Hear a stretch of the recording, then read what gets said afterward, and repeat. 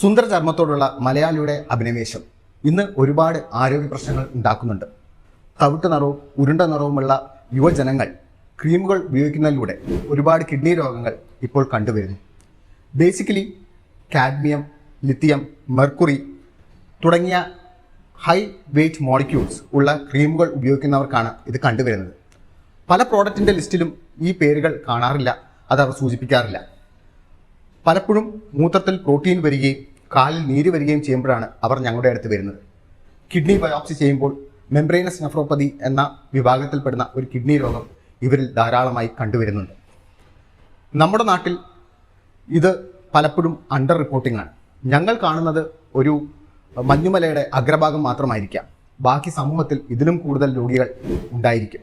അവർ ഞങ്ങളിലേക്ക് എത്തുന്നില്ല, അവരിത് അറിയുന്നില്ല. അതുകൊണ്ട് തന്നെ നോൺ ബ്രാൻഡഡ് ഫേസ് ക്രീമുകൾ സൂക്ഷിച്ചുപയോഗിക്കണം എന്നൊരു ശുപാർശയാണ് ഞങ്ങൾക്കിവിടെ ചെയ്യാനുള്ളത്.